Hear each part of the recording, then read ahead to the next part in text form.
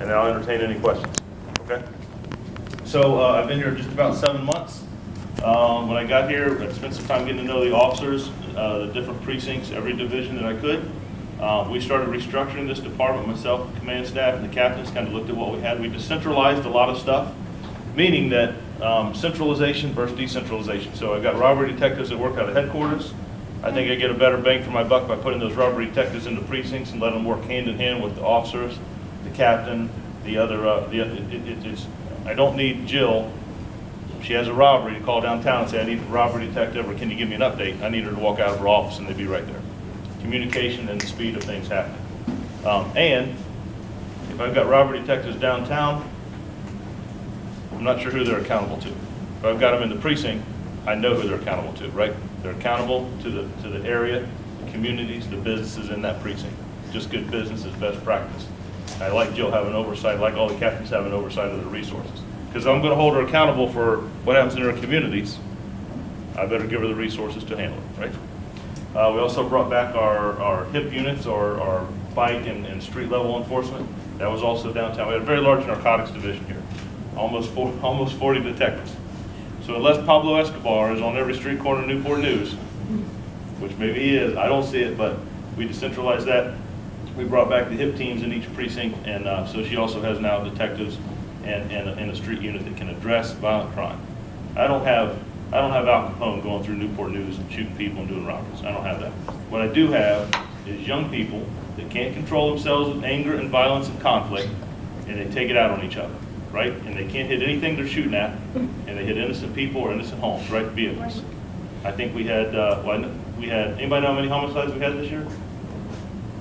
Throw me a number. This is good for me because it lets me know what the perception is of our community. How many homicides? How many? 3. Talking about 2018? I'm sorry, 2018. 2018, 2018. How many homicides? 30. 30? 15. 15? 18. You guys are close. You guys are very close. 24.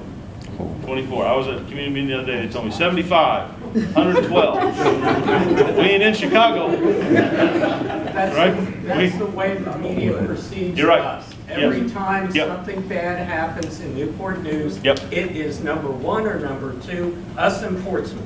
Yep. If it happens in Virginia Beach Yep. or Chesapeake, you don't hear about I'm it. going to give you an example of that. You're absolutely right. So we restructured the department. Hold that thought, so I'm going to come right back to you. So we restructured the department. We brought a ComStat meeting and an Intel meeting. A ComStat meeting is where Jill would talk about her crime in her neighborhood or business district. The Intel meeting is where she would say, Steve's a problem in the community. We know he's doing robberies. We know he's breaking into businesses, blah, blah, blah, blah, blah. This individual we need to focus on. This house is a problem. This hotel is a problem. This exact address is a problem. It's much more focused, right? As we go through, I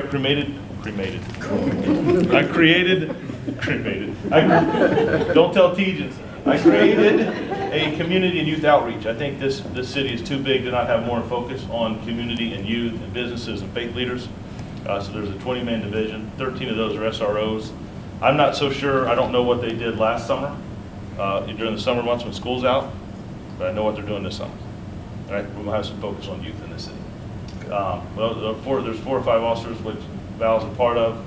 They were in individual precincts, and I understand people get attached to that, but I need those people working. Anything that Val does, anything she puts together, she's got to pull other officers to help her. She can't do it alone. Now that she's in a division where she's got help right there.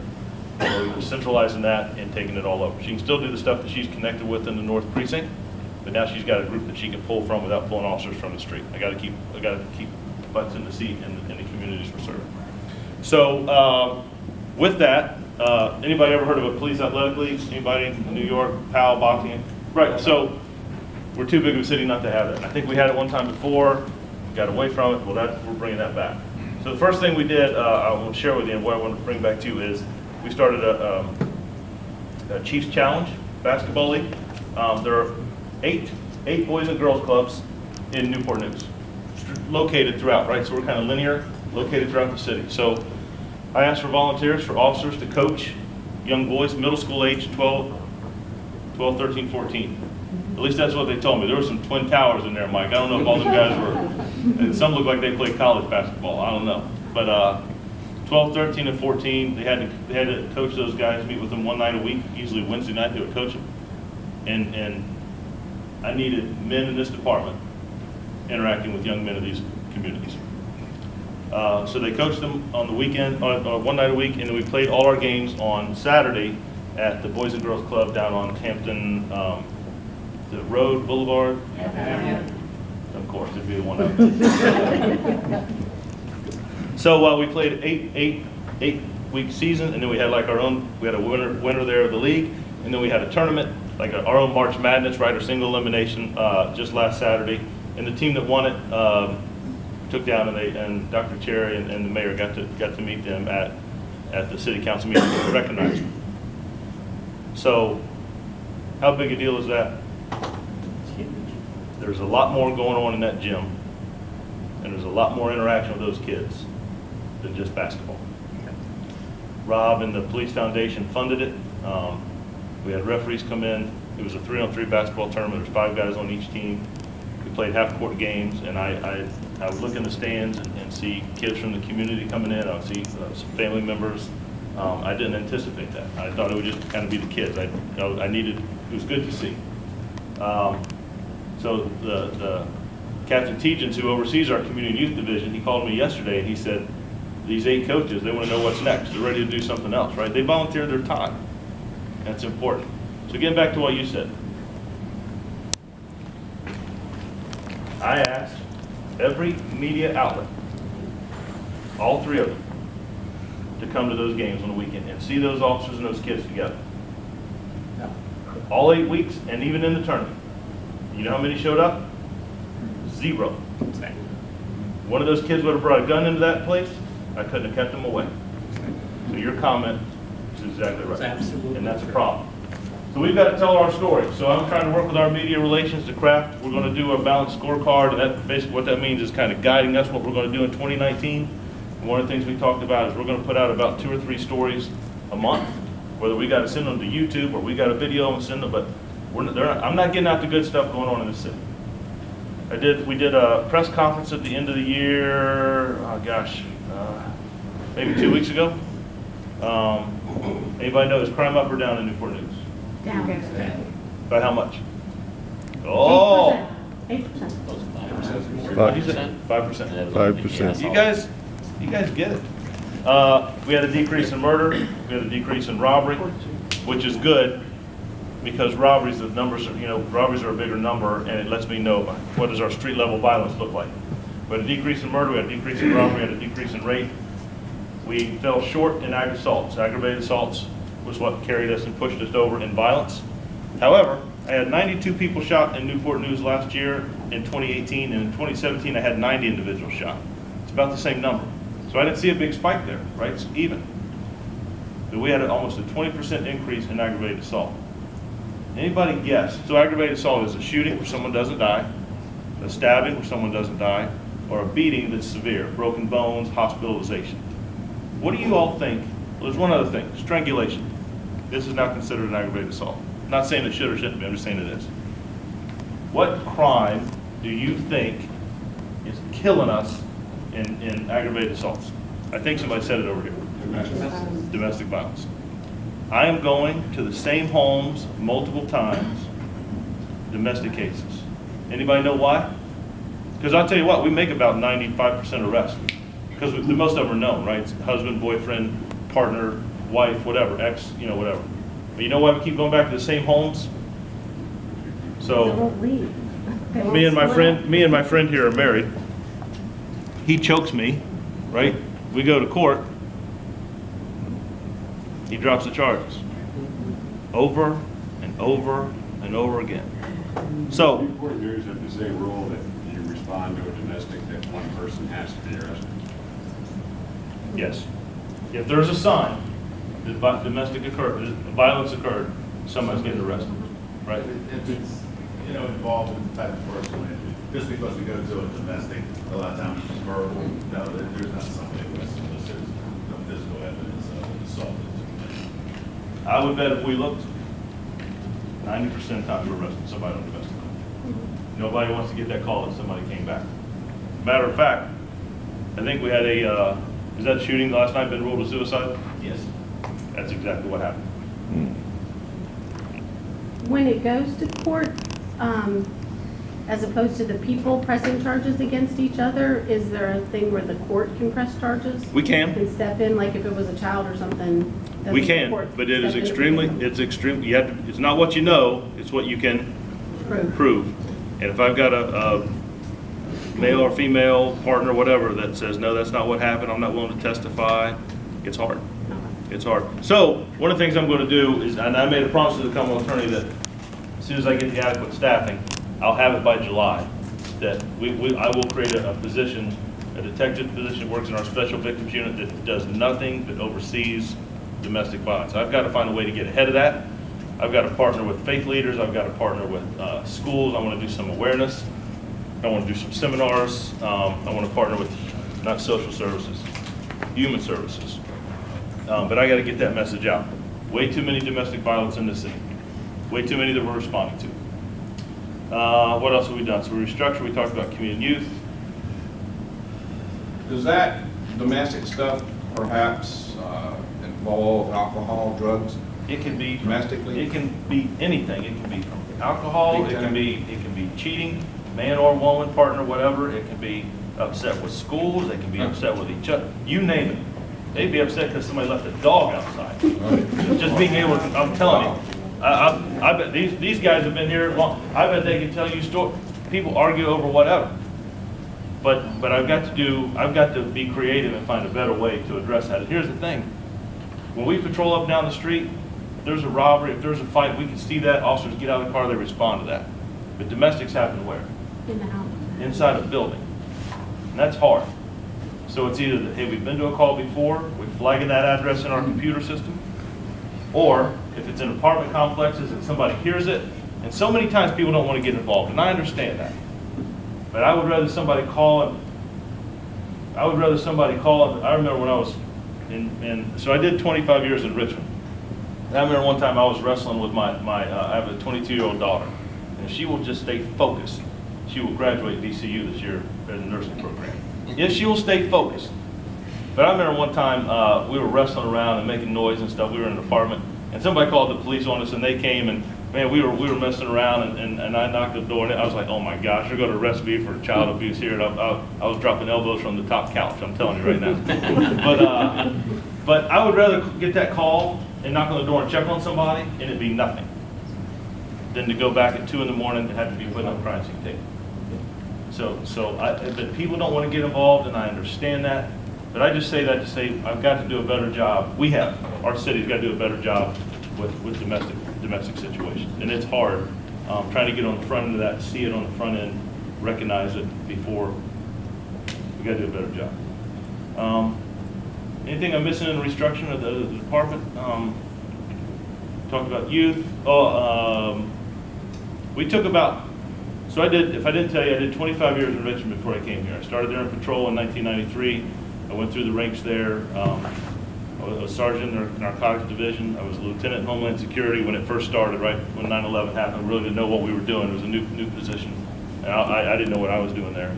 I was a captain over a precinct for 3.5 years. I was a captain of the homicide division. I was a major over our investigative side of the house. And I left there as the assistant chief in Richmond, and was blessed to inherit a fantastic organization. The men and women in this department are extremely talented. They're extremely talented. Training academy, extremely talented.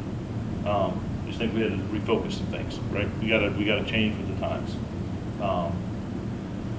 And when I walked in the door, there were 3 things that I wanted to focus on. One is we're going to reduce crime in this city. That's going to happen. We had a 5% reduction this year.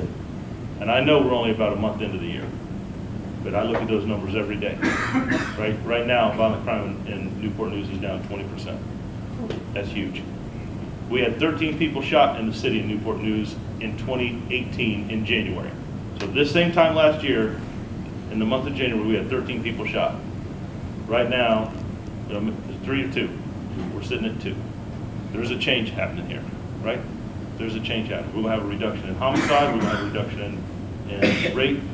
Again, robbery's going to be tough for us, but we're going to have a reduction in aggravated assault this year. Like I said, one of the best years we've ever had.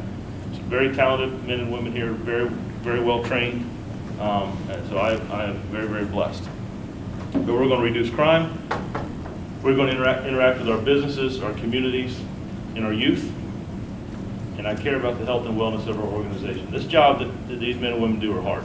It is a hard time to be in law enforcement. Everything is scrutinized. And it's easy to sit back on Monday morning and say, what should they have done, right? Should this have happened? I know how the media is going to portray this event last night. I've already had the questions. Were you in high-speed pursuit? From the minute that officer turned his lights on to the impact of that vehicle was about 20 seconds. 20 seconds, because it's a block, right? And from what I saw, speed limit on Jefferson Avenue is 45 miles an hour, right? When you're driving normal. Preliminary, they estimate the car was traveling about 39 miles an hour. That's normal speed, right? But we're not going to dance around, so we're going to be transparent here, right? The officer initiated his lights, exactly what he should have done. There were other officers in the area, and when those individuals who knew what they were doing and knew what was in that vehicle and they punched it, they did not want to have an interaction with the police. So that is what it is. But I will tell you, my heart goes out to that family. We spent probably a half hour with them at the hospital, and that was not easy. That was not easy. And we had a very strong conversation with our officers, right? I need to make sure when they go home to their families that they know that they saved lives. I know what those individuals in that vehicle were doing. I know what those warrants are for. And I also know of the past history of that main individual we're looking for. I can't go into that because he's a juvenile, but it should scare everyone in here. They did the right thing by trying to stop that car. Ain't no doubt. They saved lives trying to stop that car. The individual at fault for that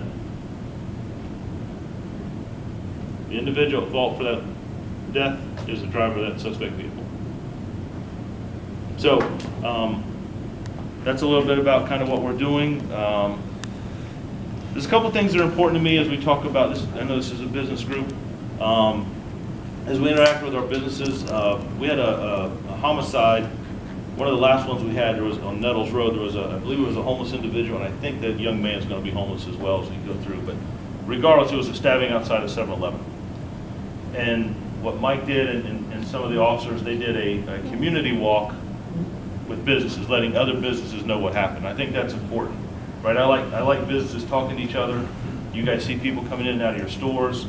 I'm very thankful for the, not me, but people who are very tech savvy, to allow them, or if you all have surveillances in your businesses, to allow officers to look at that has been very, very beneficial.